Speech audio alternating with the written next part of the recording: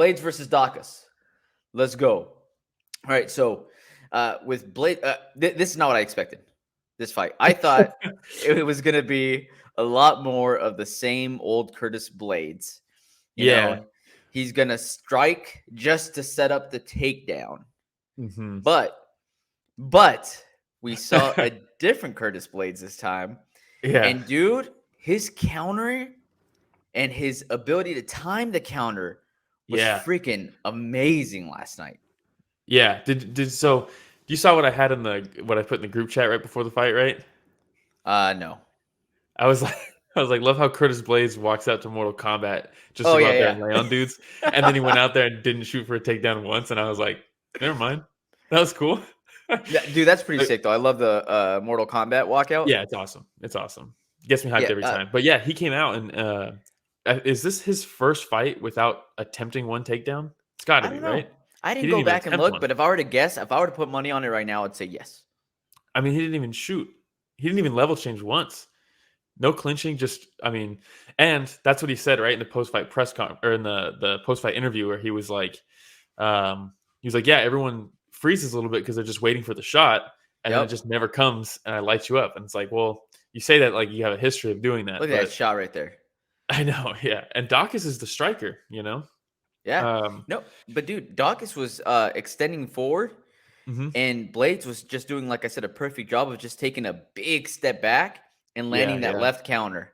You know, and he'd do the same thing. He'd walk forward, take a big step back, land the big left hook. Yeah, and it was a big the one that set him down finally was square in the face. Not on the button, not on the temple, just straight to face. Just fucking gnarly. I saw a heavyweight like that. Bridge of nose. Yeah, just pure, straight shot. And Blaydes landed or Daukaus landed a shot on Blaydes right there, but there was no power behind it once he was his body was shut off. I would not have called Blaydes by knockout. I had Blaydes winning this fight, but I did not have Blaydes winning by knockout. I wonder what the odds were. Blaydes for knockout? Yeah, it must have been pretty good. It's like plus 1,000 maybe. You know what I mean? Yeah, I wish we could just bet on that. I wish we had a bookie and we could just bet on Blaydes isn't going to shoot once. They'd be like, what? Plus 5,000. All right, so let's take a look at Blaydes' losses. Ngannou. Yes, only Ngannou and Derek Lewis. That's it. Yeah. What did you think about the call out after? For who, Stipe? Well, first he called out Cyril Gane, and it was like, okay, because remember what I said after the last Aspinall fight? I was like, perfect. You do Aspinall versus Ty, you do Stipe versus Jones for the interim, and then if Blaydes wins, he can fight Cyril Gane. Right? If Daukaus wins, I don't think he'd jump up to Cyril Gane, but if Blaydes wins, he has to go up. That's the only guy that's up. So he calls out Cyril Gane, and I was like, whoa, it's perfect. And then DC, but really the UFC is like, hey, Stipe's front row. Hey, Stipe, call out Stipe. And then he's like, Stipe, I would love to fight you. I respect. And it was like, wait, what? And Stipe's like taking pictures with fans, and he's like, yeah, as he's walking off. I was like, did not care one bit, bro. No, dude. No, that was hilarious, man. Either way, though, both good call outs. So what that makes me think, right? Because DC is doing that because the UFC is in his ear. That makes me think that Stipe versus John is not happening. And what the fuck is John doing? I don't know what the hell we're going to see with John Jones because tweeting. Yeah, tweeting, I guess. Yeah, headbutting cop cars. Yep, man. But that makes me think that they're not even trying to make that fight happen. If the UFC is saying, "Hey, call out Stipe," they're not trying to set up Stipe versus John. Yeah. Otherwise, and it's not like Stipe went expecting the call out. They're in Ohio. Yeah, he's just there. So he's a legend, dude. How does he not go? We had a couple of Ohio legends there, sir. We also had Joe Cool, Joe Burrow. Do you know who that is, Will? Bro, no, I don't even know who that is. Oh, shit, man. Okay, well, you got to look him up. He is the quarterback for the Cincinnati Bengals, man. Taking the league by storm. Gotcha. Fantastic young man. Okay.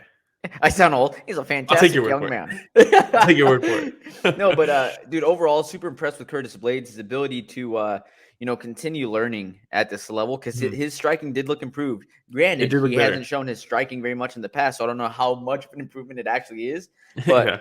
from what I was able to see, it looked a lot better and definitely surprised me, surprised you, and surprised Chris Daukaus. Yeah, and that's the thing, right? Like, you can say that his striking looks better, but also just his like fight IQ has evolved too, because it's not like when he fought Derek Lewis, it was so obvious that everything he was doing with his hands was just to set up a takedown, right?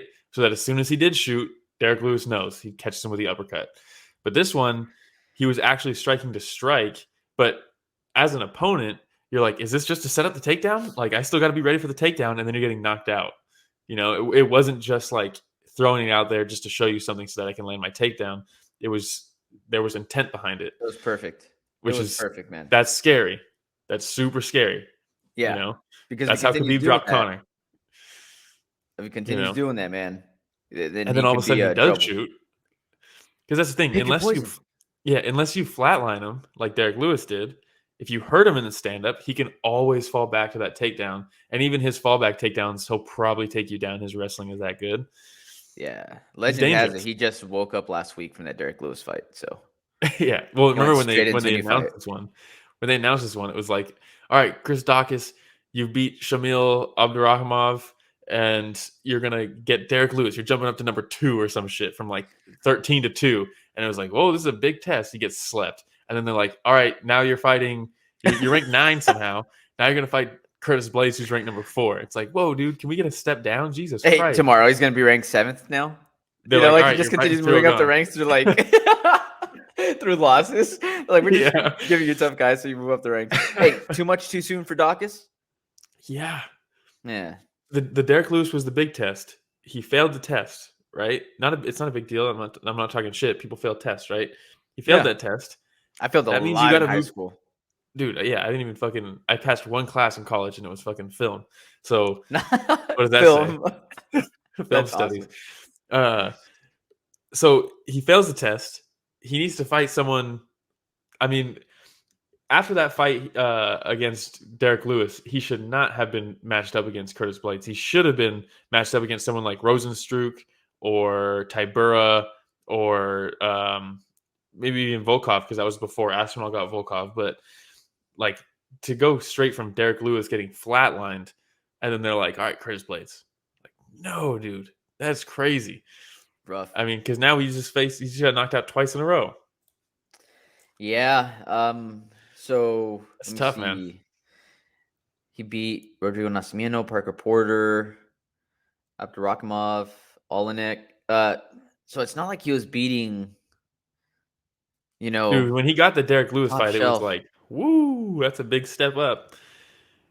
Yeah. Which is fine, right? You got to take those leaps sometimes, and some people thrive in those situations, and then they take it in stride, right? And then it's fucking off to the races. But not everybody can do that, and it's not like it's like back to the starting line now instead of off to the races, Yeah, back to the gates. Back to the gates. Yeah, and I don't know now if he goes and fights like Augusto Sakai or Pavlovich coming off a win, maybe, but for sure, let's get him fighting someone in the double digits, right? Oh yeah, like got to do. He was what coming in? He was 9 coming into this. Yeah, you have to fight down now. So who would you give next? Augusto Sakai or Pavlovich. It would be my picks. Wasn't Sakai? Oh no. That was Felipe, I think. One of them that just got cut. Yeah, that's who it was. Okay, all right. Yeah, Sakai just lost to Tuivasa, but that was in December. So like, but also now Daukaus. I mean, 2 knockouts in a row. Maybe take some time off, eh? Yeah, he's gonna need to, man. He's gonna need to. But hey, everybody, Ramiro and Will here. Thank you so much for watching that short clip. It's just a small clip of what we covered this last Sunday. Yeah, if you want to check out the full fight card recap, the link is in the description, and it's going to be on screen at the end here. Don't forget to go back and watch our fighter interviews that we have.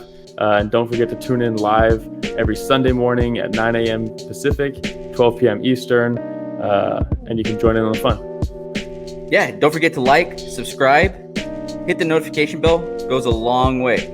All All right, everybody. Thanks for watching that short clip from Story of the Fight.